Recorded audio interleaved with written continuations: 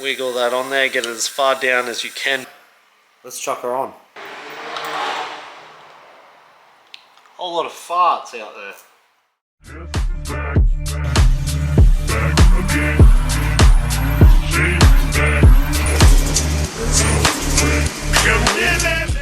So, all the head studs are done.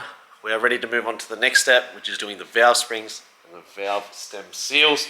Got some genuine ones here and some valve springs from Crowcams in here. So we're gonna put the little tool on, I'll pull it apart and I'll show you guys. We'll get it on there. I do have to pull the spark plugs out because you've got to add compressed air to stop the valves from dropping. So that will just keep the valves up, and I'll be able to undo the springs once I remove these rollers here. And yeah, we can get to installing some valve springs, and then we can move on to doing the oil pump gears, timing chain, and then the turbo, injectors, everything. So I'm super excited for that. So enough talking, I'm gonna set the camera up, run you through how to do these, and let's get it done. Okay, so first things first, you obviously want to remove your spark plug. So let's do that. Once we get this out, I'll show you what we need to put in. Nice oily spark plug, lovely. Now this is the kit here for the valve springs.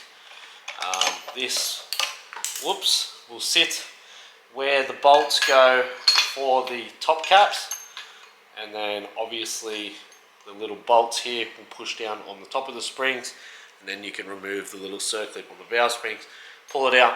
But I'm going to pull it apart, I'll show you guys so it makes sense, because me explaining it probably sounds like gibberish, but actually seeing it work will probably make a lot more sense. So let's get into that. We'll remove the rollers, and then we'll install this. I'm pretty much going to show you guys how to do the valve springs. I've done them all, I'm on the final one, so what's a better way to show you guys how to do it if you want to do it at home, or learn something new. So I'm going to drop the camera here, and I'm going to show you how it is done with this atomic valve spring tool. So you do want to drop this tool on top of the valve spring there, and then once you do up the bolt that pushes the spring down, you need to do it pretty quickly with a gun, because what will happen if you do it slow, the valve will move down with the spring. So once you do it quick, you'll hear a nice little puff of air, which you'll hear right now. Which this one didn't do it because I've done the other side. But anyway, usually you hear a nice little gust of air. That means that it has pushed the valve down very slightly, but it's popped straight back up because of the compressed air going in. Now once you've done that, you need to get a magnet stick, and you're going to pull these locks out. I'm going to grab my little screwdriver, and that will help. Put the locks in a safe place because they're something you do not want to lose. Grab your gun, release the tension on the spring, and then you will be able to remove the spring now and the retainer itself. Now if you're also changing the valve stem seals, you just need to get some multis or something in there. Just pinch both sides, wiggle it up, and it'll pop off just like that. And it's time to grab your new, freshly lubed up valve stem seal. Wiggle that on there, get it as far down as you can by hand. And now this tool here did not come in the kit. It is literally a 19mm socket and a little spacer. But I use that to push the valve stem seal down. You want to set that there, same thing, put it in, and obviously you just want the valve stem seal to touch, so you go down slow, you don't need to bang off it and break it, just like so. Undo it, pop it out, make sure that it's actually fully sealed. Then it is time for your new valve spring to go in there. Get the tool again, pop that on top like so. Get your gun, make sure that it is accessible and you do have an opening there. Push it down so you can see past where the locks are meant to sit. Grab your magnet stick with the lock on it and a small little flat blade screwdriver, and you just want to shove it in there and then push the lock off the magnet, and then turn it around nice and carefully. Hopefully the magnet of the screwdriver doesn't knock it off.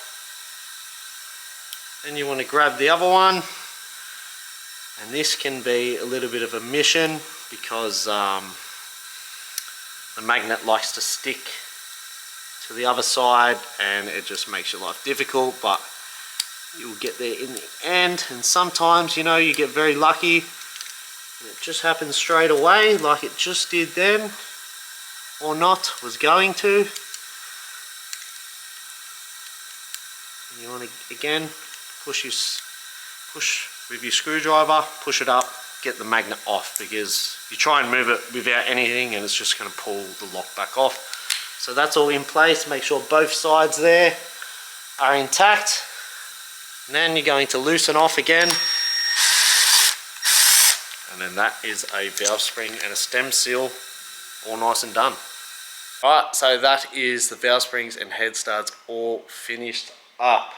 The valve springs, after the first cylinder, it does get much easier.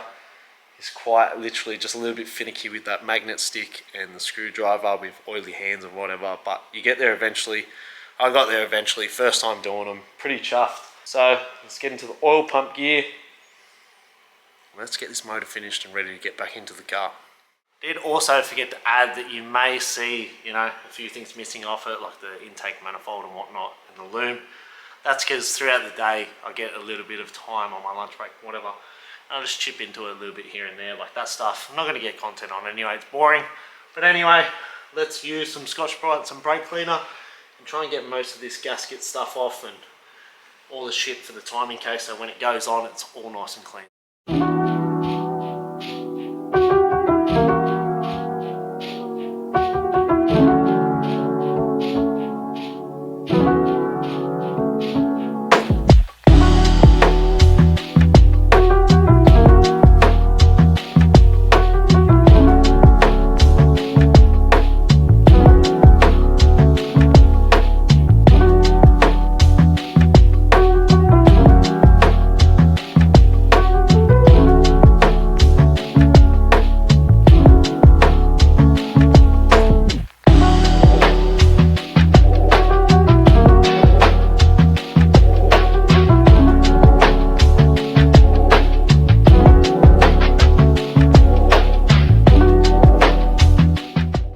She's all cleaned up and immaculate, ready for the oil pump gear, so let's chuck her on.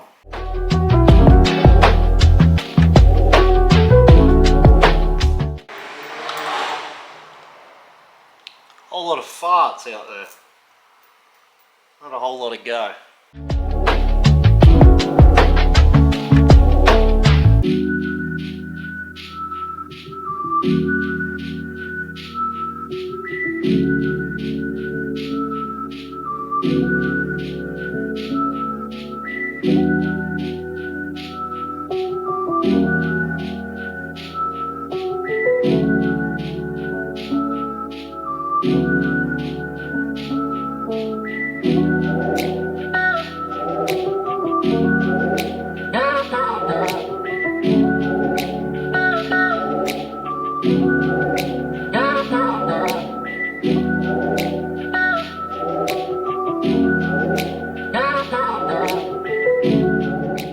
That's oil pump gears all installed. This was actually the Boundary Martinwear oil pump gear, so the much better oil pump gear with a genuine brand new Ford oil pump housing itself, and it has been ported out with a new spring to bump the oil pressure up a little bit.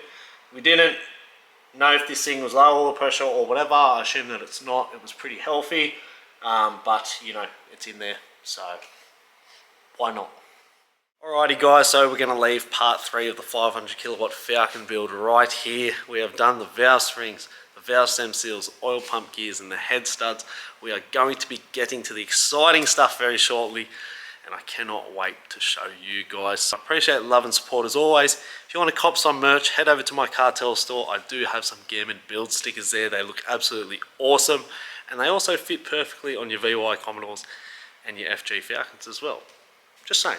Anyway, make sure you like, comment and subscribe, put post notifications so you don't miss out on the next episode and the future episodes coming up for the future builds. So get keen guys, and as always, I guess we'll catch you in the next one.